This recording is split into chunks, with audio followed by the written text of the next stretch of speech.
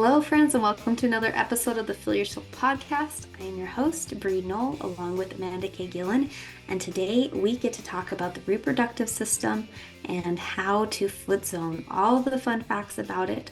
We'd like to give a little cautionary shout out at this point, just to let you guys know that we are going to be using medically correct terms, and so just come with it with an open mind. We're going to talk a lot of anatomy. Okay, let's get started. Hello, my dear. How are you? Hello. I'm so good. How are you? So good. I'm so happy to be here and talking about the reproductive system because if you guys know us, we are both very passionate about this. We love this subject. We definitely love this subject. In fact, behind the scenes, we were trying to keep it real nice and low key, and then we just kept finding ourselves going down this little rabbit hole. We really did. Our normal, just so you guys know, our normal prep time is anywhere from like 30 to 45 minutes. I think we've been like 2 hours, an hour and a half. Yeah. So Yeah. we just kind of tend to like nerd out on this and it's so fun to zone because there's so many different like things that can go on and it can feel different and so it's really interesting to kind of feel the differences on the zones. So we got a good show ahead of for you guys. We're going to talk about the anatomy themselves, like the anatomy itself, hormones, some fun facts for you guys, some like common foot zoning questions that we see a lot with our students, and then of course our favorite essential oils and energy for hormones and emotions. So it's going Yes. to be Ooh. so good with that. Grab your pens and papers, peeps, because I promise you're going to want to take some notes I because, I would recommend it at this yeah. point, to be honest, because we got some stuff. We our goal has been to make it simple, but just know that this is one of our more advanced systems. I would say reproductive and endocrine are their and nervous system are pretty intense when it comes to like the anatomy and physiology part of it. So we really have tried to simplify this, but just that's kind of our disclaimer here that it's not like advanced college level, but this is something good, I think, for each of us to know as foot zoners and just general public. Right, right. Because there's some things that we talk about today that Bree had brought up that I had not even had heard of, and some Yeah. really fun facts that really, once you hear about these facts, they answer a lot of questions that we had, right? But we didn't know we had. I don't know how to Yes. explain that, Yes. right? You don't realize that it was like a piece of the puzzle missing until all of Right. a sudden it clicks and you're just like, oh, that makes Oh, sense as to why this happens. yep, Yeah. Yep, yep. that's exactly it. And also, just so you guys know, depending on when you're listening to this, Mandy and I, we actually teach a very intensive 2-day class for all We Defeat graduates. Um, we have in the past let students who are currently in the program take it, and from their feedback, they've told us that it was too advanced, right? They're just like, Right. yeah, I would Yeah. recommend waiting till you're graduated. But it's a set class. We have it at least twice a year. So depending on when you're listening to this, if you are a Weedy Feet foot zoner, uh, we're gonna try to keep. How are we gonna let people know about it in the description? Is that what we Yes, decided? we'll try to keep our up-to-date dates in the Okay, description of this below episode. of this Okay, episode, of this okay. particular episode, but you can always also check our website. Yes. And we'll check on the website, message one of us. It's this class is here to stay. We love teaching it. We've taught it 4 times now, and it's been amazing. Yes. It's really fun, and we've had some really great feedback. I have to tell you this, like this is kind of off topic, but we just got back from our cruise, right? The Rudy Feet retreat for foot zoners. And one of our past students who took the pregnancy class with us, she said her uterine fibroids are gone, completely gone. Jessie, Yeah. who took it, she was just saying, she's just like, my prolapse and my uterine fibroids are gone because we just teach you how to get so specific on those signals. And Right. so she was just like shouting praises for it. And it just made me so happy. And I was like, oh, I Woohoo! have to remember to tell Mary Yes. Kate this because it's Oh, so fun. I love that. See, you guys, the power of foot zoning. You guys, it's So amazing. great. It's so Yes. great.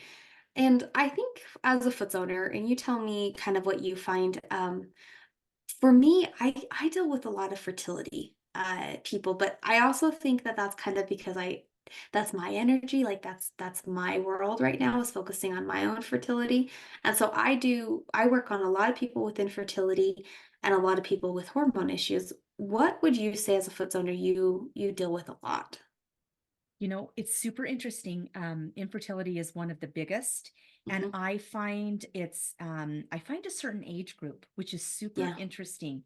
And that age group is anywhere between like 23 up to like the 28, 29 mark, Hmm. right in there. And I've been really trying to like, okay, what were some of the common things that were going on maybe when they were younger at that particular time period?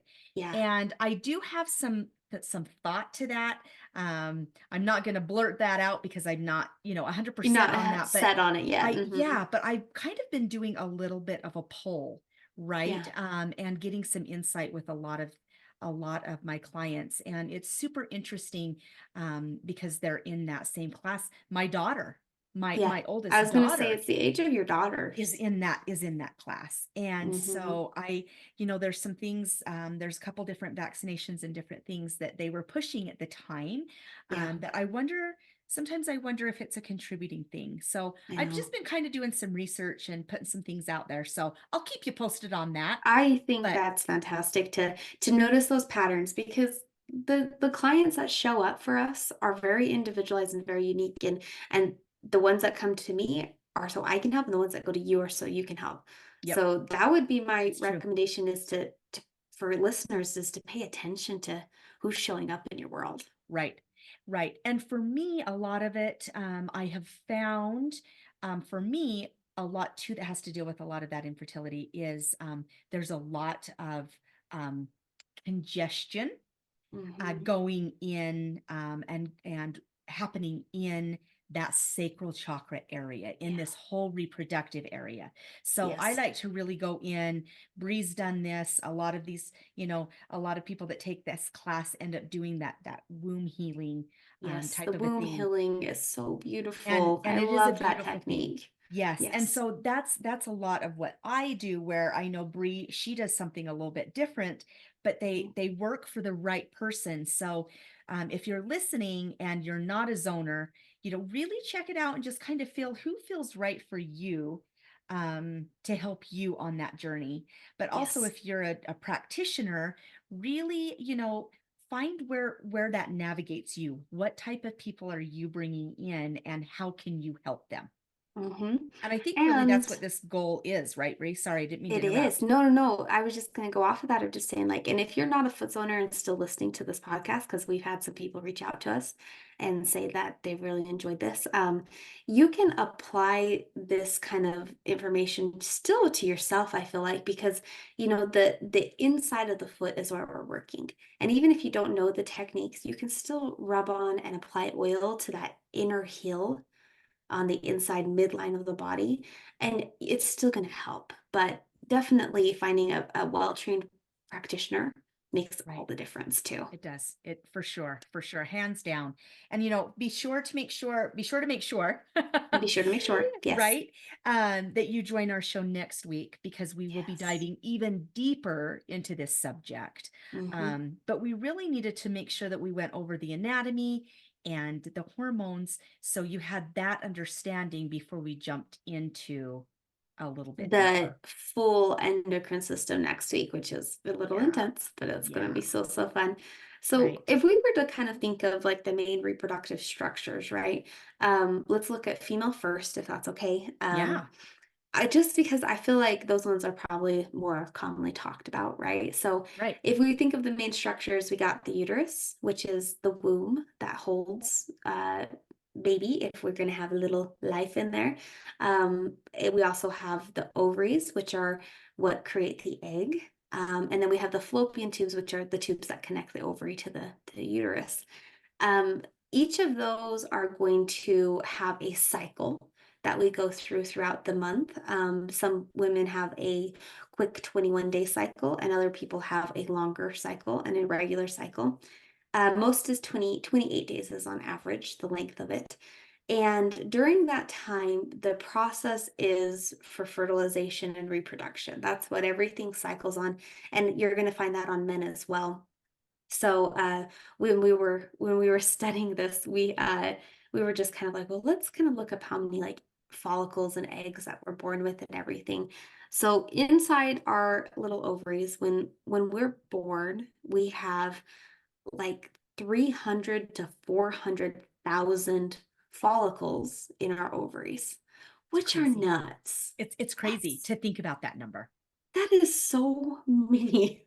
And by the time we reach that puberty, they've kind of decided if they're going to be there or not, and so that's kind of like pre-puberty, like right before is those numbers. And then each time we have a cycle, this was kind of one of those fun facts that made both of us kind of like shocked a little bit because what's going to happen is about 1,000 follicles will start to mature and begin the process. And only on average, typically only one is the most mature. And then that ovulates, and that's where we get the egg is from inside that follicle. And so each time, I mean, it's about a Yeah. thousand follicles that, Hmm. not that we lose, because I think that sounds so sad, but that are reabsorbed and are going through that process. So Yeah. the eggs that we do ovulate are very precious. I think that's really neat. It is. It is really neat. And it's a beautiful, like, I think if you sit back and look at the Hmm. reproduction system in both male and females, it is Hmm. pretty miraculous. It And is. as you're talking about the follicles, which are pre-eggs, right? Yes. They're not fully beautiful Mature. developed egg, Yeah. matured Yep. eggs. Exactly. And so what is great about that is the female body knows what to do Yes. with these 1,000, right? It knows what to do with Yeah. that one matured, and then it knows what to do with 1,000. And what a beautiful thing. Like, we don't have to think about it. We don't It have just to, does it. our body just does it. Yeah. And I know so many people are dealing with infertility right now. And Right. whether it's a cause of our environment or toxic substances or our food, I don't know. But I know it is a very big prominent problem right now. But think about how freaking amazing your body is, that it knows if it can sustain life and create life. And if you're dealing with infertility, I mean, I kind of find peace in it of just going like, oh my gosh, I can trust my body. If I'm not meant to get pregnant right now, if I'm not able to get pregnant right now, my body's not going to let it happen because it knows it's not sustainable. Does that make sense? I mean, it's It kind of a does. weird roundabout way of thinking about it, but it actually gives me a lot of peace. Well, and I love that you said that because Brie, a lot of people me being a mom of a daughter that does struggle with this, it is Hmm. very frustrating and it's Oh, so very easy to frustrating. get angry. Yeah.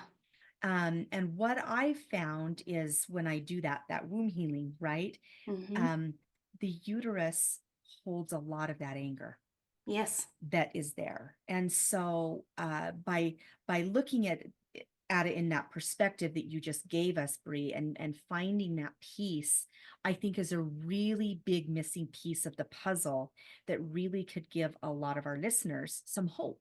Yeah. Um, and a little bit of a different perspective of, oh, I didn't look at it that way, That right? my body's protecting me and the baby, it's of going like we Right, don't want a miscarriage, and right. so it's like your body's not able to do this yet, and so I Yes, can trust it. We can right. trust it. Right. And I think stepping into that and then loving on that body, really, Hmm. really loving the body and giving it that love and support because we work those four bodies, right? Yes. And miraculous things happen when we can love all four bodies and they work Yes. together. Because instead of them Absolutely. fighting in different sections, they come together. And if you think of that beautiful infinity sign, they're working together. Connecting. Absolutely. And we get kind of hyper focused on maybe like the physical aspect of our body, but we got to remember that it's emotionally and spiritually and mentally, you have to stay balanced within each of those. And, you know, if we're too emotionally stressed, that can cause some disruption as well. So it Absolutely, is it a can. fine balance between all those with fertility for sure. For sure it is. Yeah. So here's kind of an interesting thought before we kind of jump more into the anatomy of it. You had mentioned that the uterus can hold that anger and those emotions and everything. I just weeks ago, 3 weeks ago, I finally had like the first like ovulation like positive test. Like it was like for like years, and it was just so great. And so I qualified to get a trigger injection of hormones to like cause my body to ovulate. And it was so great. It was so cool that it worked and everything. But I tell you, the emotions that showed up, it was like pure rejection. And I'm a pretty like I would say I'm a pretty emotionally stable person. Like I'm Hmm. 33, almost 34. I'm pretty level-minded on most things. And I kid you not, I like messaging my friend and I'm just like, I feel like I'm like this like 19, 20-year-old, 25-year-old young adult again because I'm feeling like these all intense emotions. And I realized it was because those ovaries finally started releasing again. And I started releasing past emotions, and it was rejection.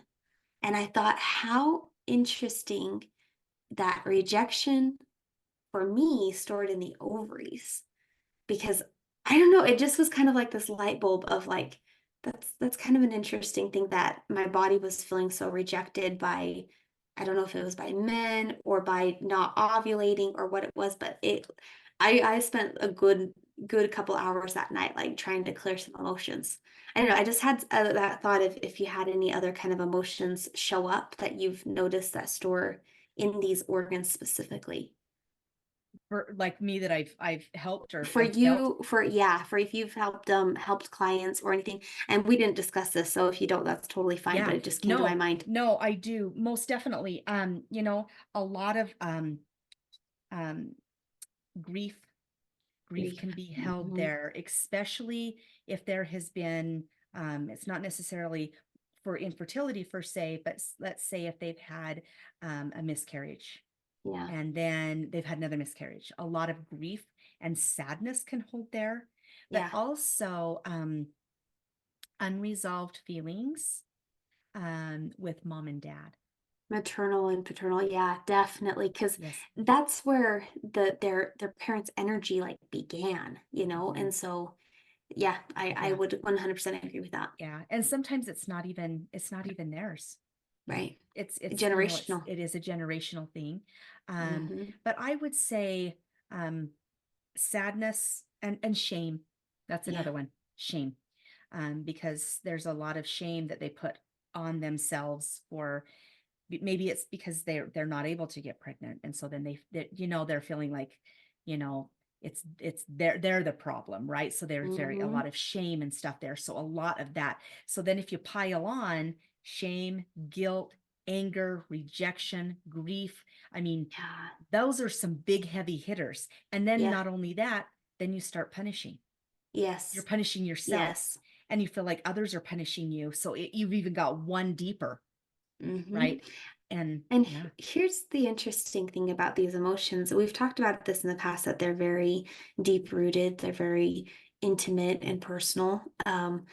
The men deal with these emotions as well. You know, like we Absolutely, kind of they do. were going like, okay, what type of emotions should we talk about with men? But honestly, it's the same emotions, just in maybe a different perspective, oftentimes for men.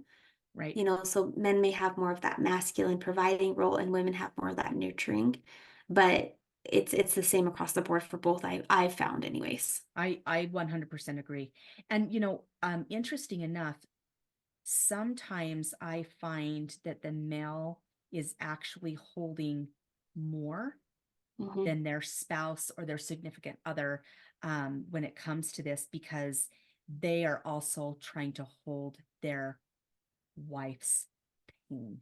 Yes, yes. There's a Uh, lot of responsibility and protection and caring. yes, Yep, I yep, 100% agree with that. and I think and they don't necessarily talk about it as often. And Yeah. as I'm sitting here like thinking about Bree, you qualifying for that and feeling all these emotions, it was almost as if it gave your body that permission for those feelings to no longer be trapped Yeah. It in it the body.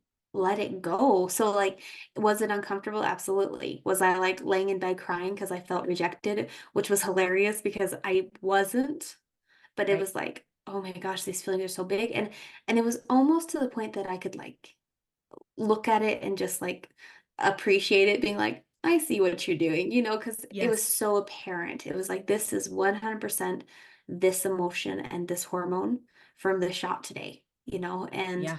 and how much harder is it when we're in our normal just monthly cycle and you don't recognize the pattern, right? It's just Right. like, huh, that's interesting that every time I ovulate, I feel this or that, and so I honestly kind of felt a little honored, like I was just grateful that my body released those emotions. I'm Right. like, okay, Absolutely. I'm so grateful for that. Mm-hmm. I love that. I love that, Brie. So Yes, so good. absolutely. That's I'm beautiful. trying not to make this episode like ridiculously long because it's just such good stuff. It is But such good stuff. It is. so if we were to kind of go back to the anatomy of this, uterus, fallopian tube, and ovary, on the foot zone, ovary sits on area 1 on the outside part of the foot, and then the uterus and fallopian tube sit more on the midline or in area 3, which is on the inside of the foot. Um, we've had the question quite a bit, just more so for our own students. So this is going to be a signal specific thing, for We Do Feet. We do a drill in area 1, and then we do a walking drill through the ovary and into the part of the fallopian tube. And I see this question all the time, and I'm sure you do too, is that people wonder, do we need to drill that in area 1 on both men and women, right? Correct. Correct. And just to clarify, this is yes. That drill we do on our foot zone, again, I know this is very We Do Feet specific, but that drill we do is the blood supply to the ovary and or the testes, not and or, but the ovaries or the testes, right? Mm-hmm. It's Correct. that, it's called the internal iliac artery and vein. And so that's going to be that pelvic blood supply. So the drill, you're going to do it always. It's just a matter of doing the walking drill over the ovary and then the fallopian tube, which we had a great conversation about this, that I still do it. I do too. And yeah. So will you tell us a little bit about why you feel like we should do it on both? My personal feeling about this, and as I've been zoning, right? Hmm. Hmm. Um, I remember when I was in Bree's class, actually, and I remember thinking to myself, wait, do I need to do this? Like, it was a question, right? And I thought, gosh, and I found myself working um the ovaries and the fallopian tube on my husband. And I Yeah. thought, do I need to do that? Do I not? But every time I went there, Yeah. and then as I started working on other men, I did the same. You're drawn And towards it. Hmm. yeah, and I looked at that and I thought, like energetically, I'm looking at um balancing both the male and the female, right? So your feminine and your masculine energies. Yes. And I also look at it as that bond, that bond and that relationship that couples hold for one Hmm. another. And especially I have found, again, back to the infertility, but I have found it's super important to bring that bound, right there, that Yeah, binding that bond. together, Uh-huh. that bond of the husband and the wife, like, or Agreed. couples together to work together. They Hmm. want they want those ovaries and that fallopian tube to be open and working and thriving, and it's the whole energetic, I guess, belief behind that. I Agreed. For me, Yeah, that's what it is for me. I completely agree. And even if someone isn't in a relationship, it's still their relationship between the opposite gender, or the Correct. masculine energy. And again, this can be the masculine energy within themselves or feminine energy, like Correct. it's just this beautiful, like yin and yang balance of both of them. Right. I 100% agree. And we were talking a little bit, and I know Bree will get to it in just a moment, but when we looked at it, it opened my eyes and I was like, oh my gosh, there it is. Boof. You had said that about the pen, and you had said, where we're drilling that blood supply right there. Oh, yes, yes, yes. Of So through the say that. heel. Yes, up through So the heel. if we were to take like an iron rod or like a pen and we were to poke it directly through the signal for the blood supply of the ovaries on area 1, it would pop out in the blood supply of the testes. And so in area 3, so like it goes through the heel of the foot and it connects both of them.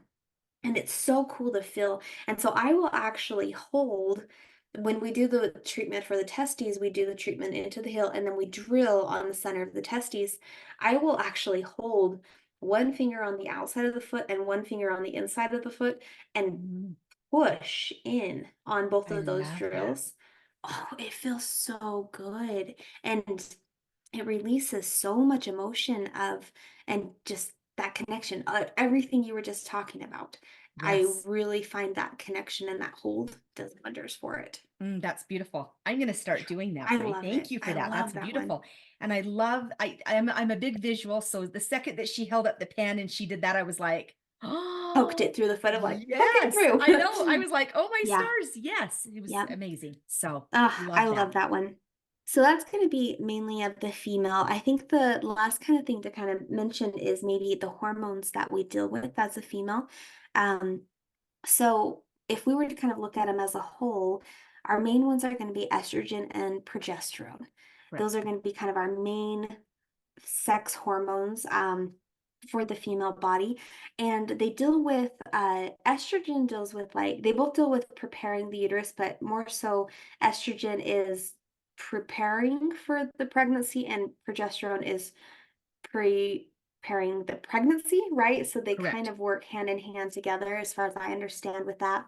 Hmm. Both are essential for ovulation and for overall reproductive health, but they kind of go on this cycle of up and down, back and forth on each other. Right. Right. So Yeah. really important for those balances. And estrogen, um, like you said, estrogen, tell me if I'm wrong here. I just want to make Hmm, sure that I'm hmm. understanding. It's estrogen is what prepares the body, right? Prepares Yeah. the body, prepares the egg, prepares the body. Then once the pregnancy happens, it's almost like that progesterone, not that it takes over, but it kind of morphs into that Yeah, it and becomes we continues get to a carry it. peak of that progesterone, yes. Okay. And then the progesterone helps to support a healthy pregnancy. And so Beautiful. that's why people who are on more of if they're a high risk pregnancy, they may take like progesterone for the first like 10 weeks. Hmm. It's Hmm. just to kind of give their body a little extra support during that. Um, we see a lot of estrogen dominant people nowadays. I do not know why, but that is a very real thing, is a lot of estrogen dominant. And so then sometimes the progesterone never balances out because our estrogen is so high. And Right. so it doesn't get that balance with that. So that is something I do know a lot of people deal with. Um, Hmm. and then we also have a hormone called follicle stimulating hormone. And this is going to be coming from the pituitary, and it helps the follicles, those, 300 to 400,000 follicles that we Right. talked about. Yeah. Um, and then when we get those first 1,000 that are there, this is going to be what helps it to mature. So the follicle stimulating hormone is going to start to climb, climb, climb, climb, climb until one follicle is the most mature, And comes becomes out. beautiful and it comes. Yep, and when it starts to get nice and big and plump, another hormone is released called luteinizing hormone, LH. And luteinizing hormone is what triggers the ovulation to the egg to actually ovulate. Ovulate. So those two, follicle stimulating hormone and luteinizing hormone, are kind of a teeter-totter as well. They work back and forth together on each other. Isn't it So crazy? It's it just is, amazing. It is it is so amazing. cool. So as you're talking about that, and I'm visioning, and I'm looking at all of that, and I'm thinking to myself, you know, it's no wonder, and I know I've said this 1,600 million times, but Yeah. the human body is fascinating. Oh, it blows my mind. Yeah. Like how beautifully like mapped out everything is and Yes. planned, and it Yes. all just comes together in just such a it's beautiful. I don't have another word for It- it other than just, it's beautiful. yeah, it is. It's I beautiful. love it. It's beautiful. One fun fact Yes. is that we talked about the 300 to 400, right? Yeah. And the number goes down quite significantly when you're about 30 years old, like 30 years of age, Yes. right? It bumps it down to 100 to 150,000, right? Right. About half at least. Yeah. Hmm. And then it Or bumps lower. down again, right? And like when you're about 35 down to 80,000. Yeah. And then this is what my mind was like in the late 30s. Late It, 30s. it drops lower, like 25,000 or lower. And Yeah. so you can see it how menopause and everything starts to happen in the later 40s. But nowadays you're starting to hear it start happening a little bit more. And again, Sooner. is it our food? Is it the environment? Is it those chemical what is it? What is it? I We know. don't know. That's a great question, and I wish I had that answer. I do too. But I it do definitely, too. those facts were one of those things that was mind-blowing for me, because I mean, I'm 46, friends. I'm going to Yeah. be 47 in September. And, I look at those numbers and I'm like, wow, right? And to give a little, I guess, perspective on, not to give like sympathy to people who are going through like fertility and stuff, but I mean, if you think about that, that's like less than a 5% chance of getting pregnant by the age of like 40. Like, Right. and so because not only do the eggs have to be healthy and mature, they have to still ovulate and release, and then the sperm still has to like fertilize, and then there still has to be implantation.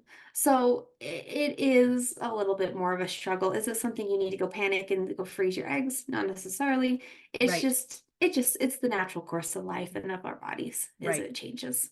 Super awesome. I love it. So fun. I know we wanted to touch, and I know we're getting a little long here. We haven't even It's okay. dove into the male, but did we want to talk about the 4 phases now or later? I think we should, because I'm kind of wondering, and again, not to spring this on you, but maybe we split this into 2 episodes. Maybe we do female today and we finish up with the phases and then hormone or emotions, or excuse me, Yeah. essential oils, and then next week we'll just continue this, I and then it'll be love part that. two. I love that. Okay, Let's let's do do that. that then, Yes, that's because it's beautiful. kind of just been naturally how it's flowed for us. So I Yes, think it's good. yes. And then that way you guys have something to look forward to next week. Next week. You can rewind and write all of your notes.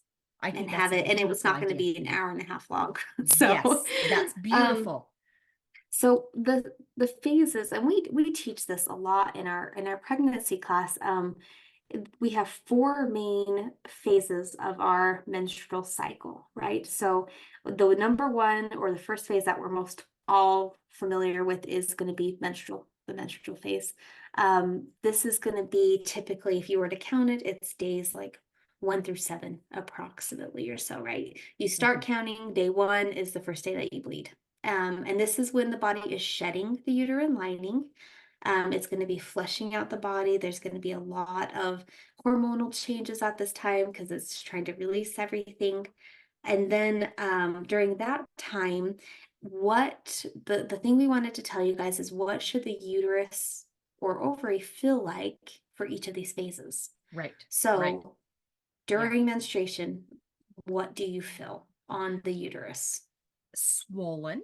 Swollen. Swollen. That's what I would say. Irritated. We kind of contemplated back and forth. Do we say irritated or angry? But I'm not gonna lie. Sometimes there is some anger there, right? It's just because you can feel it. It's just almost like it's almost like a volcano. It's like It is. When you see, like, again, we're just so visual. It's like that Inside Out character of anger, and when he Yes. screams and he explodes. Yes. Honestly, that is kind of what the energy feels like in the uterus. Right. And I've worked on women who it's a very beautiful cleanse, and I will say that they are the women who are very, like, have this divine feminine energy about them, and they welcome the shedding, The cycle. and it's a part of it, and it's a Yes. cleanse for them, Yes. and they release. Yes. So it's not always angry, but most people, it kind of is tense and bound up. Yeah. And though, the uterus feels that way. don't you think, Bree? I've had a couple students, and they may or may not be listening to this, so they may start to get a little bit of a chuckle. Yeah. But we've talked about this because when did when did menstruation or having your period or starting your period and things, when did it become such like the Debbie Downer? Because years ago, it was a celebration and it was a Was. beautiful thing and it was welcome in and it was part of that, like you just said, that beautiful divine feminine energy, Yeah. right? And it's The kind of like, cleanse. where did we lose that along the way? Hmm. Right. And that's a great And question. I think a lot of it is society. I think a lot of it, and I think a lot of it has been marketing towards feminine products, and kind of catering towards more of the emotions Hmm. versus like the spirituality of it. Right. I And agree. and it is. It's actually a beautiful thing. And Yeah. so if we can kind of remember that and recognizing like I had to kind of do when I had that surge of hormones a couple weeks ago, of recognizing it's like, okay, I feel these emotions and that is okay. Because sometimes the emotions show up when our Yep. hormones are on a roller coaster and go up and down and twist and turn. And And again, remember, it's healthy because not it only is is. the body shedding that uterine lining and getting Mm-hmm. rid of, right?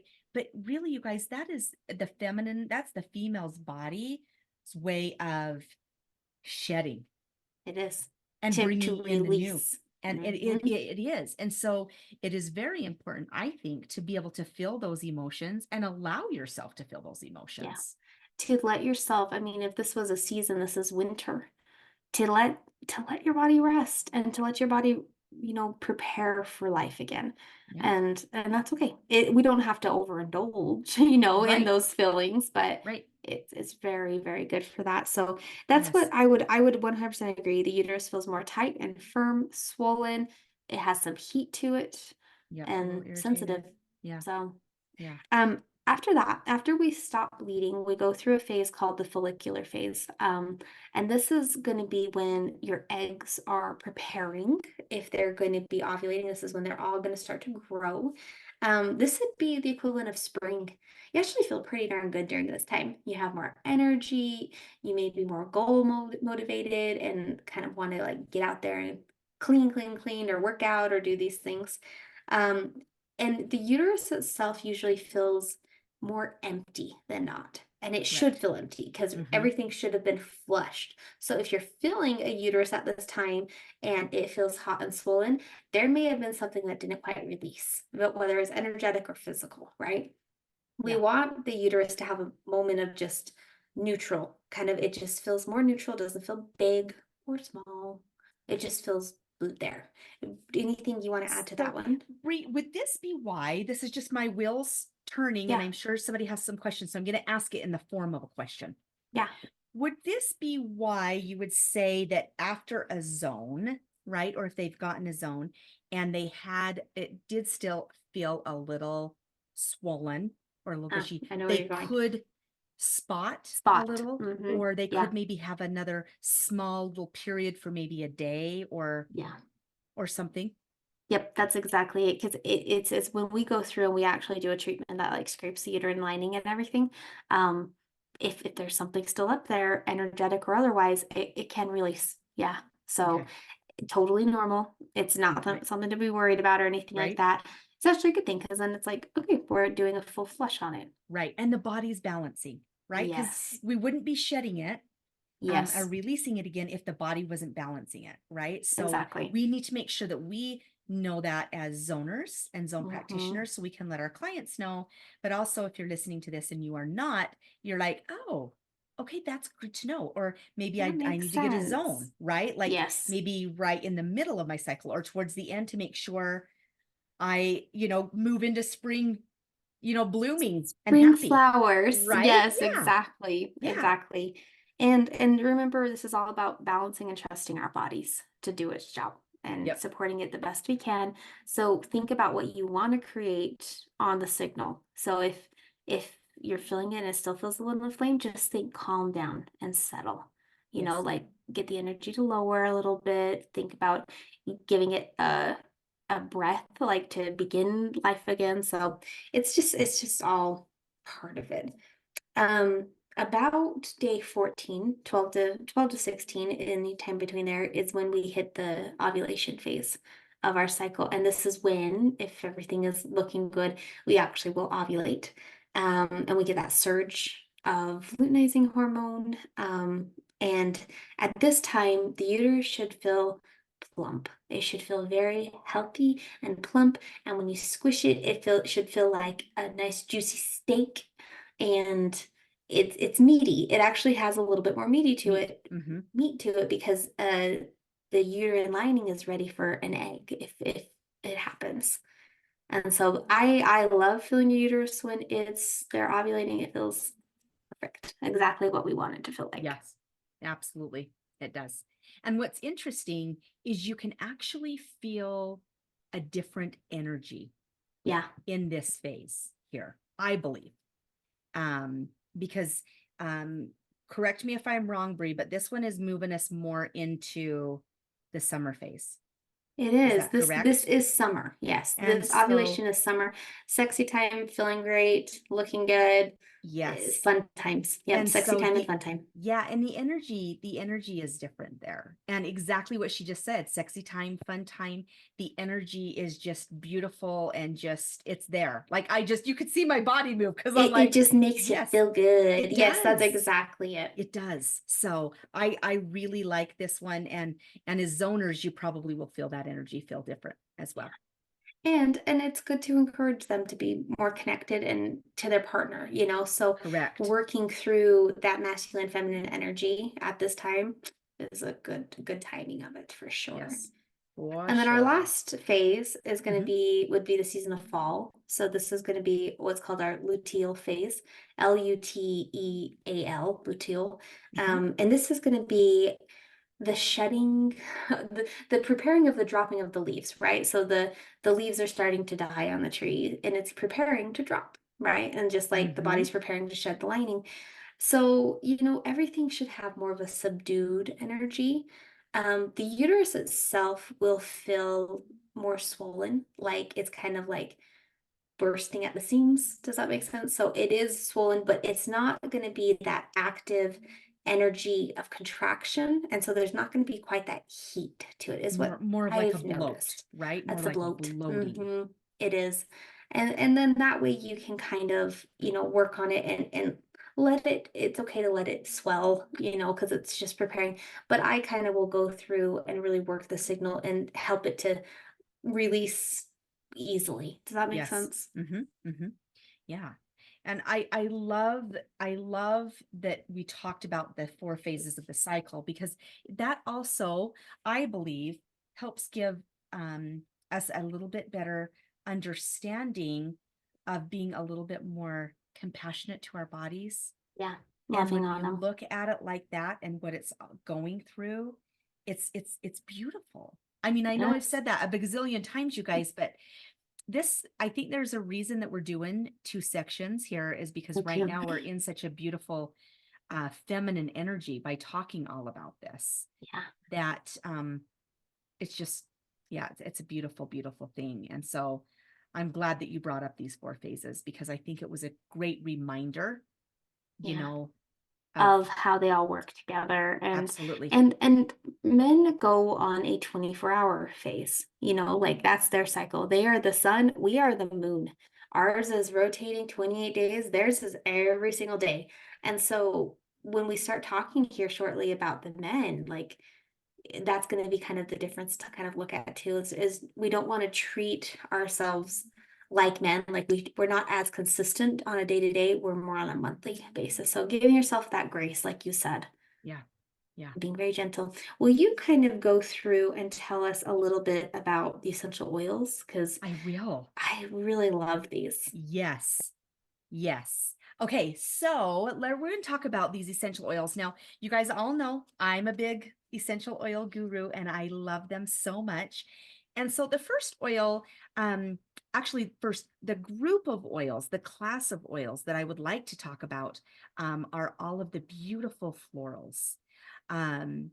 There are so many beautiful florals out there. One of my very favorites is rose. And rose has a very high vibration. It's a very high vibrational oil, and it's beautiful.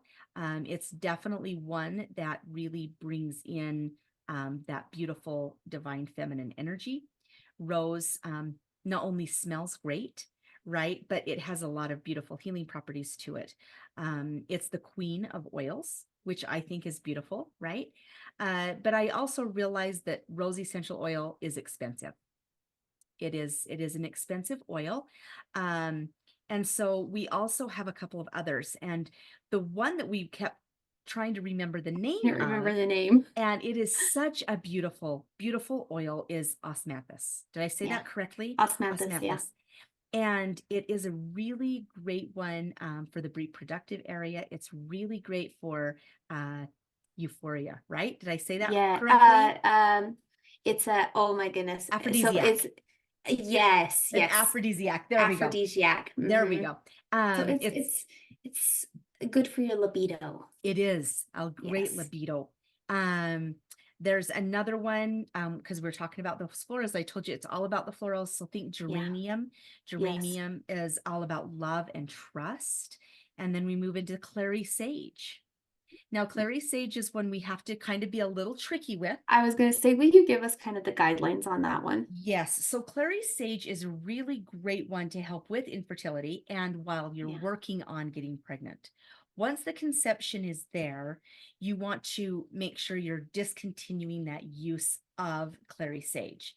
Yeah. The reason why clary sage is one of those oils to use with caution, and not until you're ready to deliver or after, is because clary sage can actually make the uterus contract. It Right. actually can cause that uterus to do that contraction. So we want to make sure that, up until conception, if that's what we're working towards, then it needs to drop off. But it is such a beautiful oil, clary sage is, and it does so many amazing things for the reproductive system. It does. It does. And it's going to balance them wherever they're at, so Correct. pre-menstrual, follicular, all of it. It's All going of to kind it. of help to work wherever it needs to be. Yes. Ylang ylang, right? Ylang ylang, love That's all that about one. that inner child, right? So if Uh-huh. we're going more of the emotions and what these can do, ylang ylang. And ylang ylang is one that is safe. Now, again, you guys, when I say this, that it's safe, I want you to do your own research. Okay, you need to do your own research on these oils, and where you're at and how you are feeling. But these are just our recommendations. And when I say do your own research, I'm talking about like the pregnancy. Okay. Yeah, the pregnancy stuff, the The safety. pregnancy stuff. But these others, so ylang ylang, and then magnolia and jasmine. What? Which I use those ones often, to be honest, on myself. Because they just have such a nurturing, like motherly, like energy behind them. I do. love those two oils. They do. I do want to do a disclosure because I'm feeling like I need to say this Please, about the yeah, please do. jasmine. If as a zone practitioner, if you're zoning someone that has been through any sexual trauma in Yes. these areas, jasmine is a really beautiful oil to help with that. It's great for sexual trauma, healing, purity, Yes. all that. All of that. And so I feel like I just wanted to make sure that I included that in there because even though it's a tough subject and it's hard for us to talk about, it is there. And it is something that if you have yet to experience a client that has had that, Yeah, you will in your span of being a practitioner, you will. for sure. For I sure remember do that. just to be gentle, never assume anything, never tell them anything if they're muscle testing of like, oh, this happened at this age, be very, very cautious. And when in doubt, just use jasmine. It's gentle, it's gonna do its job, it's gonna help Yes. them to balance. Yes. And you don't have to say much. Nope.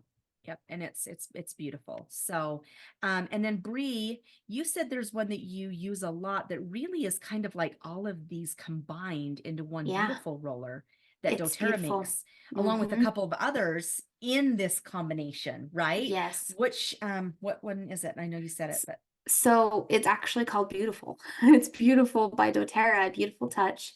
And it has like lime and bergamot and osmanthus and it has a very, it's good for self-esteem and self-worth, but also it helps with the hormones and the balancing and everything. So really good for that one.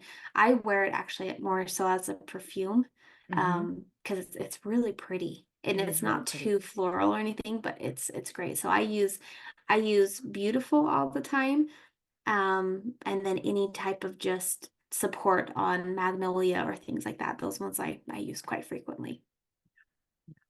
They really help bring in that divine feminine energy. Yeah, Again, for they're sure. florals, so their scents may be a little different on everyone, just because, like with flowers, right? Mhm. And the way that our bodies, if you're going to be using them as a perfume, they may smell Yes, just a little obviously bit we kind of different. adjust differently Mm-hmm. chemically. Mm-hmm. Hmm. But I think that they're beautiful, beautiful. Again, um, some of the emotions we talked about, some of those others that were a little bit deeper, insecure feelings, feelings of vulnerability, when our creativity is blocked, in that sacral chakra, right? That's what that sacral chakra is all about, is that creativity. Um, and then, um, and then also the sacral chakra and the root chakra really work together. So that helping feel secure and helping those things, we really want to make sure that those two things And are. guess this is kind of maybe a good point here in a minute to shift into the masculine energy, but them feeling safe, that I was so surprised at how often that showed up on the men. Mhm. And so remember when you're working on the female, obviously we want them to feel safe and stuff, but you can work on the masculine energy as well as helping them to feel safe, because I don't think that gets addressed enough, I is agree. they have to feel safe as well. Correct. Correct. And I know next week when we dive a little bit deeper into the male reproductive Yeah. system, we have some really good, really, really great fun facts and really great points and different things that I think will bring a lot of clarity, Yes, and I a agree. lot of awareness that, when Bree and I, there's something magical that happens, you guys, when Bree and I get together. I just have to say it I because love it. I I love it. love it.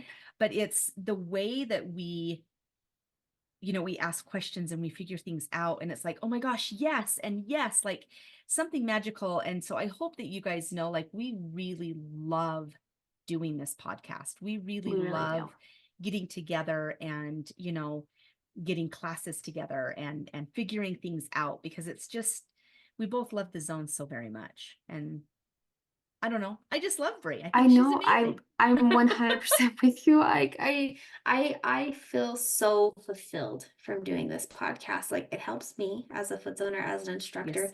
Yes. Yes. I believe it helps our students. I And agree. like we've had other people reach out to us who aren't foot zoners who have enjoyed this as well. So Right. if Right. nothing else, if we could leave you guys with a couple like how would it feel phrases, right? To Yes. kind of think through this week to kind of help you with that chakra and moving everything. Um, I think it would be those emotions that we talked about in essential oil. So it'd be like, how would it feel to be secure? How would it feel to feel creative, Yes. right? Yes.